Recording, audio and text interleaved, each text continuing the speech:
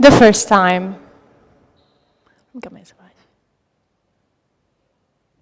It was a sunny and busy morning of July of 2017. I was nervous, waiting for Franca Faletti, and as usual, I was stressing out myself. This time, I was regretting for not having checked out further information about her career, as if I had not gone almost through every detail of it. It was actually good to be in the research pavilion in Venice.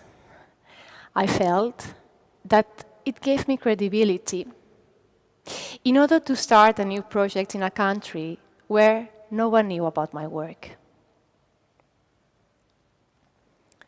After a short while and a couple of SMS, I saw her arriving. She was dressed in casual and fresh clothes. That, and the fact that she was a bit late, made me feel good. I got the impression that she was an approachable person. And yes, indeed. After a short introduction, we decided to go for a coffee. There, Franca asked me about my interest on the attack. I tried to explain her in my poor and mistaken Italian my general interests, two of my previous works, and the reasons for the new research. I was surprised about her patience for following up what I was saying, and I wondered about what she understood.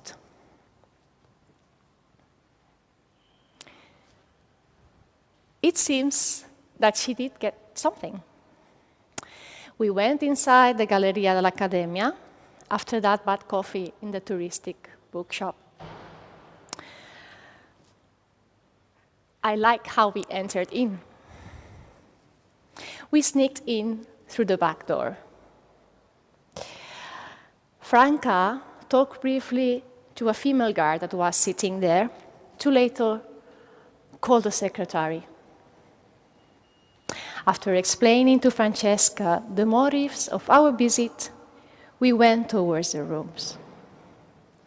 I was still quite nervous, and I got very, very excited.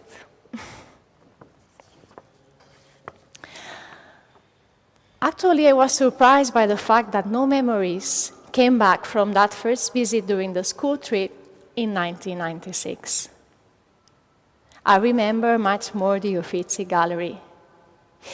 Did we visit the David at all? One way or another, there, it was.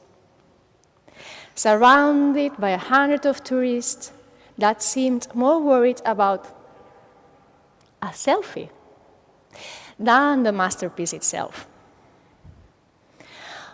Actually, I thought that it was a miserable situation, and that was one of the first aspects that Franca pointed out. We observed the sculpture and the whole scene for a while.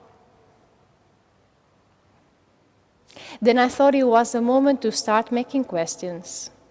I had so many questions. Like, for example, were you at the Galleria when the Martellata happened? How were you informed about it?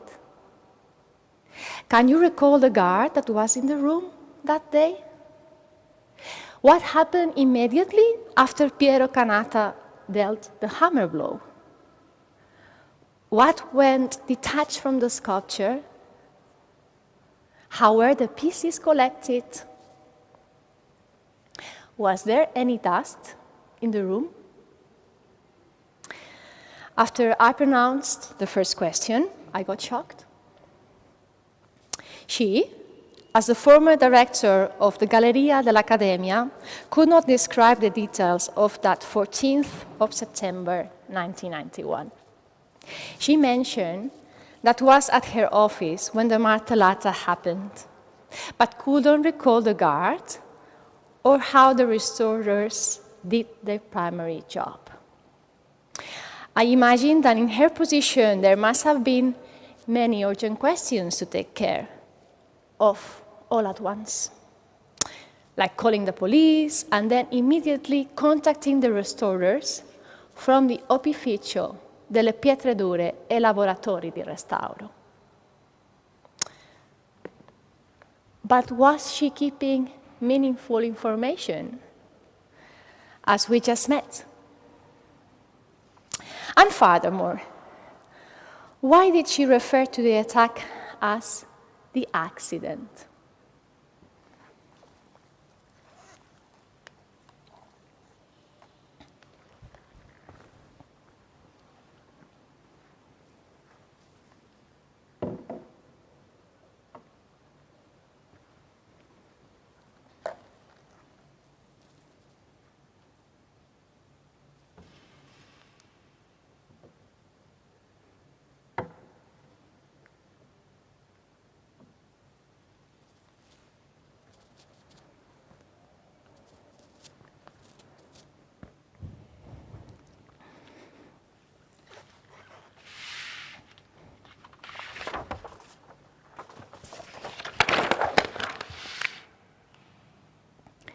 Dovevo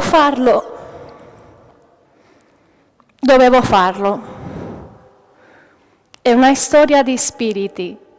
È stata una bella Nani, la bella signora del Cinquecento del Veronese, a chiedermi questo. Sapete, ogni tanto la vedo in sogno. Ho colpito piano. Non volevo che le schieghe finissero negli occhi della gente. Anzi, credevo che il marmo fosse più duro, invece si è rotto subito.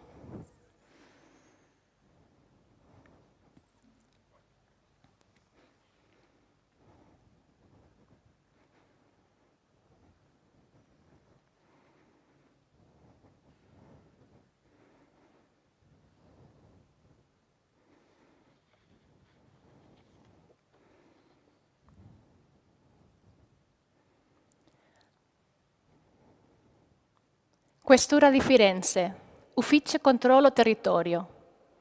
Firenze, lì 14/9/91. Oggetto, riferimento dei fatti della volante Novoli con turno 7/13. Al signore dirigenti i servizi di prevenzione sede. Noi, sottoscritti agenti della Polizia di Servizio, Candi Roberto, agenti di Pasquale Paolo e Balosso Giuseppe, in servizio presso la sezione volanti della locale questura, riferiamo quanto segue. Alle ore 11:45 circa, per ordine della CO, ci siamo portati in questa via Ricasoli numero 60 presso il Museo Accademia delle Belle Arti, dove segnalavano che una persona aveva danneggiato la statua David del Michelangelo. Giunti sul posto, contavamo il dottore Lenza Giovanni, direttore amministrativo, il quale ci indicava una persona sdraiata in terra davanti alla statua David, che poco prima si era resa responsabile del danneggiamento della stessa, colpendola con un martello che veniva recuperato poco distante. Il danneggiatore veniva da noi identificato per Canatta Piero, il quale veniva da noi prelevato e accompagnato presso i nostri uffici per il più a praticarsi nei suoi confronti. Si fa altresì presente che sul posto veniva identificato anche un turista, tale Albertini Nicola, il quale era stato testimone dell'atto vandalico compiuto dal Kanata. Infatti, ci riferiva che mentre stava ammirando la scultura aveva improvvisamente visto il citato Kanata saltare al di là della recinzione che protegge la statua e con un martello colpire la stessa sul piede sinistro, rompendone il secondo dito. Dopodiché il vandalo si gettava a terra, abbandonando il martello. L'Albertini immediatamente avvertiva i sorveglianti del museo, i quali recuperavano il martello usato per il danneggiamento e tenevano sotto controllo il colpevole fino al nostro arrivo. Il martello veniva da noi debitamente sequestrato con atto a parte e il turista veniva da noi invitato in ufficio per essere preso a verbale. Quanto sopra si ferisce per doverosa conoscenza.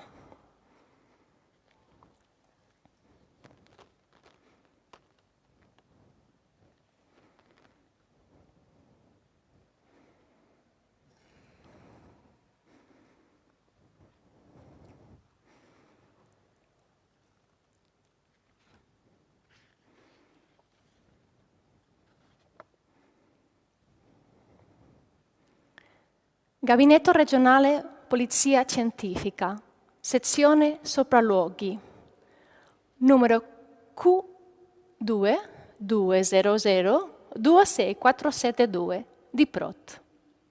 L'anno 1991 AD 14 del mese di settembre, dalle ore 12:30 alle ore 14 in Firenze. Noi, sottoscritti agenti scientifici Frongia Antonello e agenti Bandinelli Stefano, operatori tecnici addetti al Gabinetto regionale di Polizia Scientifica, preso la questura di Firenze, su richiesta dell'UCT, ci siamo recati presso la Galleria dell'Accademia, in questa via Ricasoli, numero 60, per ivi eseguire i rilievi tecnici relativi al danneggiamento perpetrato da tale Kanata Piero. Sulla statua si osserva la frattura di una porzione anteriore della terza falange del secondo dito del piede sinistro. Tale rottura ha esposto una superficie di marmo bianco di forma pressoché circolare. Fatto, letto, confermato e sottoscritto. Frongia Antonello, Bandinelli Stefano.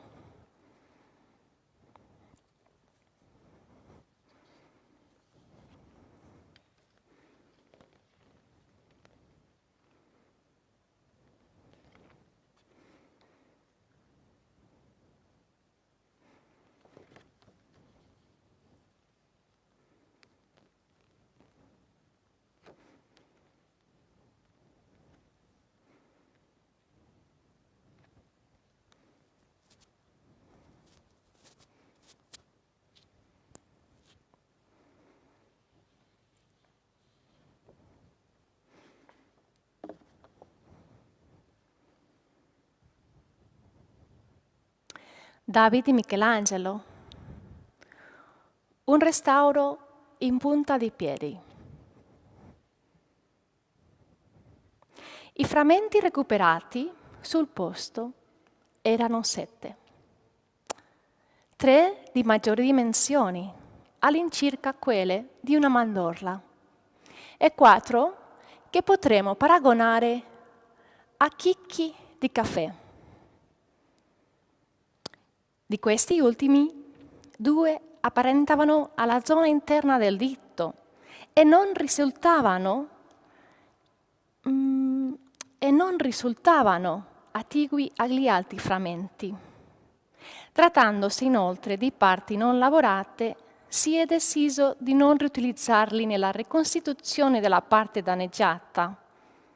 In accordo con la direzione del museo, si è infatti mirato ad un restauro che cancellasse nei limiti del possibile gli effetti dell'aggressione. subita dal David.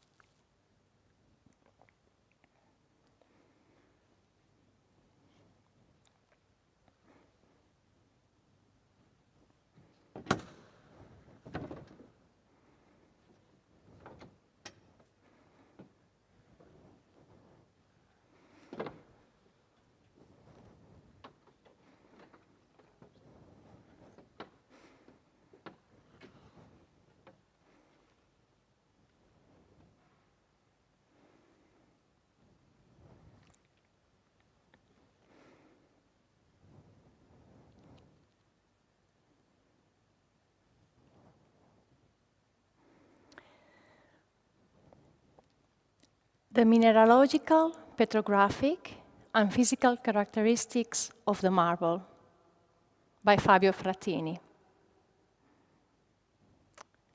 Two fragments of the statues, left toe F1, F3, were used to carry out mineralogical and petrographic analysis and to determine the main physical properties of the stone. The aims of the studies were to classify the marble, to determine its potential durability, to determine its state of conservation. The marble of the David consists solely of calcite. We must, however, bear in mind that this test is not fully representative of the marble's composition throughout the statues, since this type of marble generally contains unevenly distributed impurities of quartz, feldspars, micas, and pyrite. As to the marble state of conservation, we observed evident decay phenomena indicated by the widespread separation between crystals, resulting in the development of intercrystalline porosity. This porosity was caused by the thermal dilation phenomena of the calcite crystals, which in turn fostered water circulation when the statue was still outdoors and exposed to rainfall, and the development of a new porosity dissolution. The decay phenomena observed in this fragment of marble can be explained by the position of the toe, which has probably suffered greater exposure to rainwater. Moreover, it is an area of fine sculpting that created a network of microfissures. However, we must also bear in mind that the microstructure of the statue's marble, characterized by subrectilineal contacts among the grains, is particularly sensitive to thermal dilation phenomena. This is a physical alteration that causes the cohesion of the material and gives rise to the phenomenon known as marmo cotto.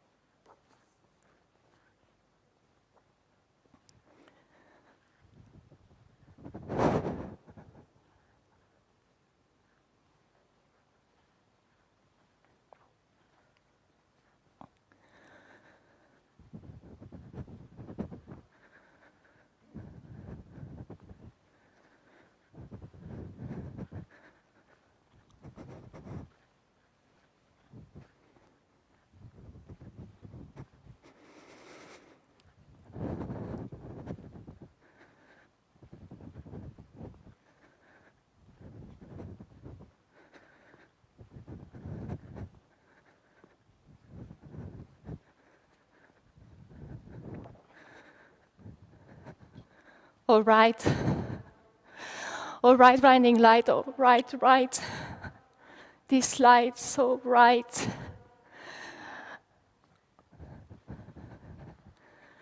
Shocking, how shocking, how shocking, how shocking, shocking.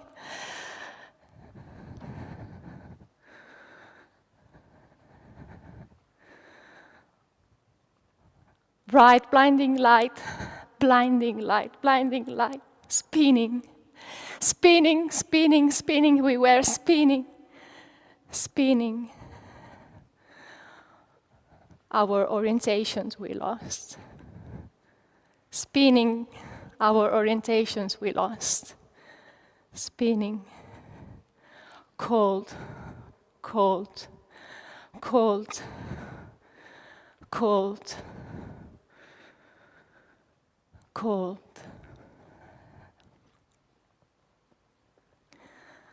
Cold. Our orientations we lost. What was that? What was that? How strange, what was that? Something gone. What was that something gone? What was that? What was that a cushion bang? What was that a cushion bang? What was that a cushion bang? What was?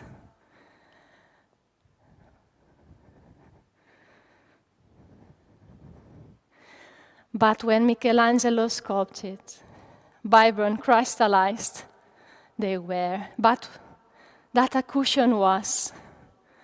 What was that a cushion bang? What was? What was that a cushion bang?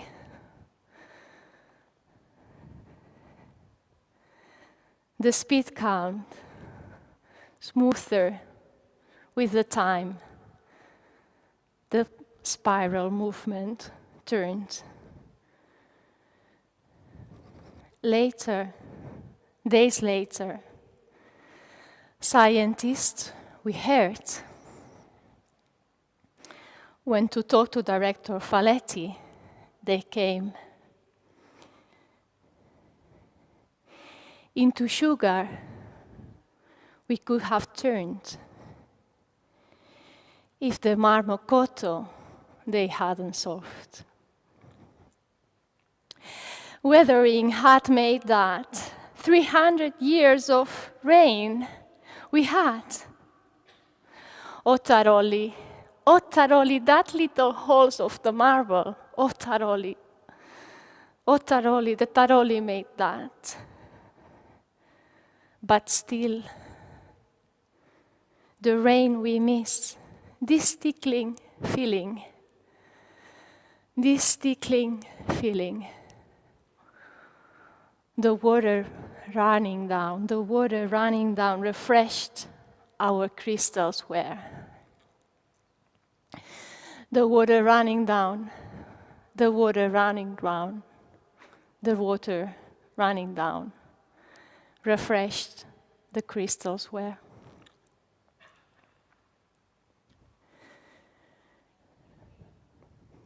Refreshed the crystals were.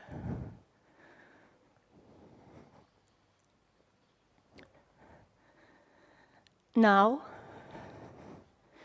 we swing so small, we swing so small, now we swing so small with the air. Now, we swing so small. Now we swing so small. Now we swing so small with the air.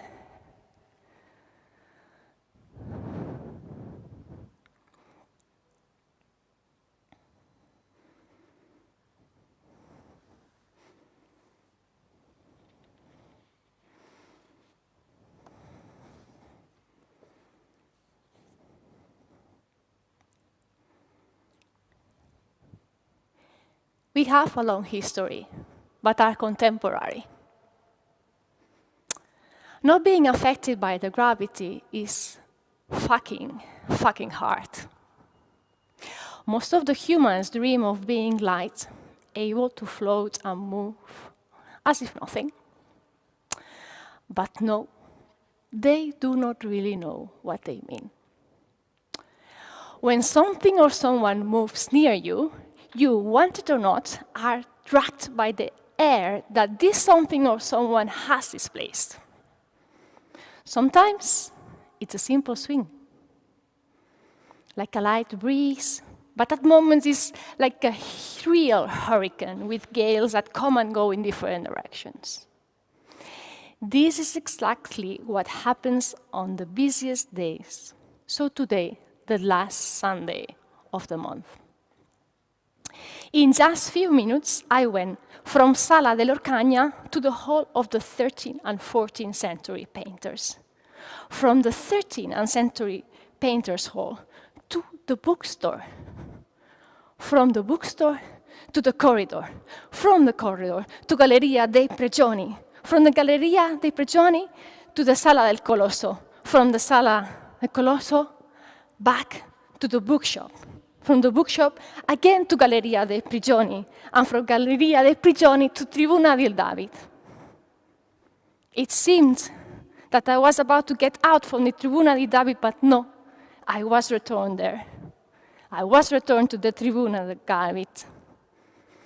I have already circled the sculpture 111 times. I'm so tired of this. Why that baker's apprentice had to come to visit here 3 months ago?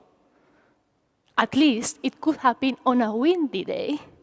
Then a swallow would have caught me in its aerial search for insects. But no, here I am among these microparticles of marble, who consider themselves exceptional. How much I miss my warm and friendly companions. Yes, filled with gluten, but always laughing. Instead, those are cold and arrogant, and even worse, antiquated, who can understand this 15th century prose talking. We, the microparticles of spells, also have a long history, but are contemporary. We were harvested last year at the Alta Valle in Graffagnana. Really not as those old ladies. Of course, they themselves knew, but humans could not trace from which quarry of Carrara the marble block was extracted. A man had to come to hit the sculpture as if one tiny sample could have not been taken before for reading purposes.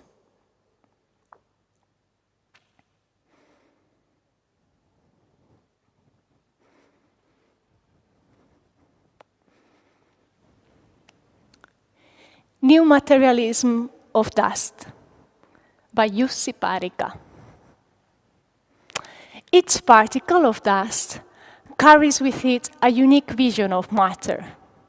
Movement, collectivity, interaction, affect, differentiation, composition, and infinite darkness. A crystallized database or a plot ready to combine and react, to be narrated on and through something. There is no line of narration more concrete than a stream of dust particles.